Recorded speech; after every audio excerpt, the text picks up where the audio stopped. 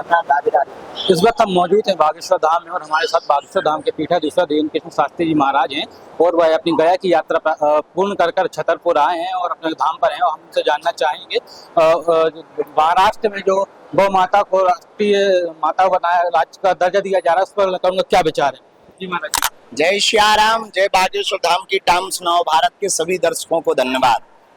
ये बहुत ही अति प्रसन्नता की बात है, सराहनीय कदम है। गौ माता को राज्य माता को घोषित किया गया, राज्य माता घोषित किया गया, राजकीय माता के रूप में दर्जा दिया गया। निश्चित रूप से समस्त गौ भक्तों के लिए एवं गौ माता के प्रति समस्त सनातन हिंदू जो निष्ठा रखते हैं उनके लिए बहुत प्रसन्नता का विषय है। इसके लिए बहुत बहुत साधुवाद। पूरे देश में गाय को राष्ट्रमाता घोषित होना चाहिए, क्या कहना चाहते हैं आप? बेझिझक अब हर प्रदेश को कर देना चाहिए, हर प्रदेश में यह लागू हो जाना चाहिए और गौ माता को राष्ट्र माता घोषित कर देना चाहिए। आपका एक बयान महाराज जी बहुत वायरल हो रहा है, कल जो आपने कहा था कि हवस का पुजारी होता है, हवस का मोल भी नहीं, उसको लेकर मुस्लिम धर्म गुरु के एक बयान जारी किया है, उसने नफरती बयान दिया है और उन्होंने कहा है कि इस तरह के बयान देने से उन्हें बचना चाहिए, इस तरह के बयान नहीं देना चाहिए। ये उनकी मूर्खता है। हमने किसी भी प्रकार से नफरती बयान नहीं दिया, हमने एक सोची समझी हुई साजिश का पर्दाफाश किया है। ये एक मुस्लिम के खिलाफ थोड़ी है या इस्लाम के खिलाफ है, ये किसी के खिलाफ नहीं है। एक पुरानी चीजें जो प्रायोजित तरीके से हमारे सनातनी हिंदुओं को, हम धर्म गुरु हैं, हमारा दायित्व है धर्म की रक्षा करना।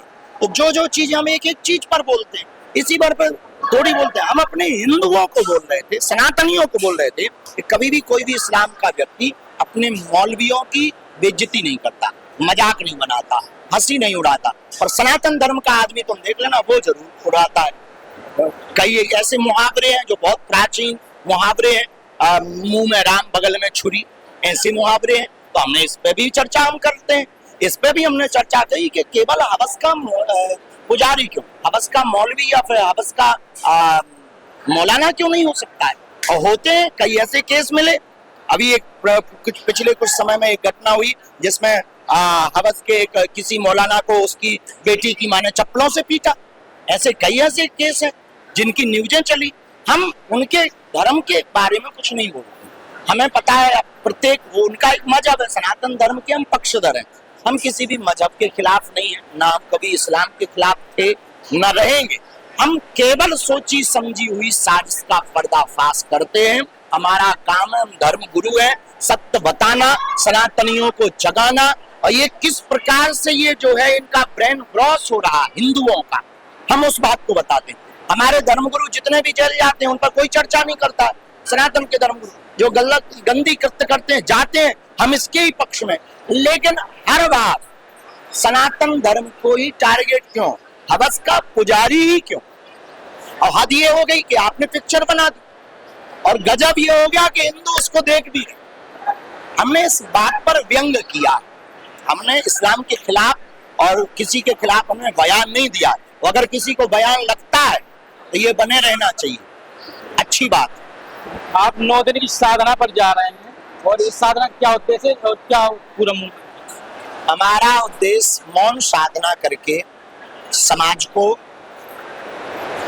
एक नई दिशा देने के लिए निर्विचार मौन में जा रहे हैं। कोई विचार नहीं करें, केवल हनुमान जी की भक्ति करेंगे, 9 दिन सरकार की सेवा करेंगे, भगवती की साधना करेंगे और जो कुछ क्रम हमारे अनुष्ठान के पूजा पाठ के रुक गए हैं उन क्रम को पूर्ण करेंगे। तो इस नवरात्रि के मौन व्रत का कोई विशेष कारण नहीं, मौज के लिए, साधु तो अपनी मौज के लिए साधना करता है। इजराइल और ईरान के बीच युद्ध चल रहा है, इसमें इजराइल कई आतंकी को खत्म कर रहा है, उन पर हमला कर रहा है। इस पर भारत देश में कई जगह विरोध देखा गया, पीडीपी की तरफ विरोध किया, एक दिन पर उन्होंने चुनाव प्रचार नहीं किया। इस पर क्या? ये इस देश की कुछ लोगों की बीमारी, कुछ लोगों को आतंकवादियों से बड़ी मोहब्बत है, इसलिए वो उनके सपोर्ट में इस प्रकार के कृत्य करते रहते हैं। पर कोई नहीं, अच्छा कर रहा है इजराइल, अच्छा कर रहा है। इजराइल ने मारे ना, बेस्ट ऑफ लक। स्वच्छता को लेकर क्या संदेश देना चाहेंगे? स्वच्छता भी यहाँ चल रहा है, कार्यक्रम होना है स्वच्छता को लेकर। आज बागेश्वर धाम की हमने बैठक की, यहाँ लगभग 1000 होटल, 1000 होम स्टे और यहाँ पर दुकानदार रहते हैं जो बाहर के लोग हैं। गांव की जमीनें हैं, उन्होंने किराए पे दे रखी हैं, उनके मालिक किराया लेते हैं। पर कुछ भी कृत्य होता है तो नाम बदनाम धाम का होता है। तो हमने आज बैठक लेकर के स्पष्ट करा संदेश दिया कि पहले तो नेम प्लेट टांगो, आप किस जाति मजहब और नाम से हो, यहाँ धाम का खा रहे हो, क्योंकि पैसा तो यहाँ हिंदू और सनातनियों का है, तो आप पहले हमें परिचय बताओ। दूसरा, हमने उनको ये कहा कि हर दुकान के बाहर डस्टबिन रखो, मदरा पीने वाले, गांजा पीने वाले धाम परिक्षेत्र में नहीं रहेंगे, श्रद्धालुओं के साथ अनियमितता नहीं होगी, गरीबों के साथ यहाँ पर खिलवाड़ नहीं होगा। हमारे धाम पर, बागेश्वर धाम पर पवित्रता और हिंदुत्व का सबसे बड़ा एजेंडा आपको लेकर चलना पड़ेगा, क्योंकि लगभग 1000 ऑटो चालक, लगभग 1000 होटल दुकानदार, होम स्टे का परिवार बागेश्वर धाम से पल रहा है।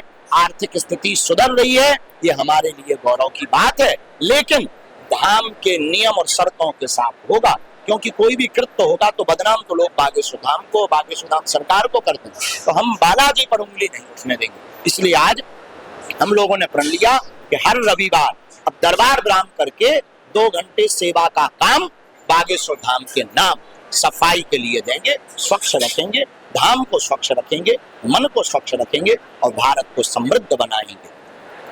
तो ये थे हमारे साथ बागेश्वर धाम के पीठाधीश्वर जिन्होंने अपनी बात बेबाकी से रखी। Himanshu Agarwal, Times Now, Navbharat, Chhatarpur.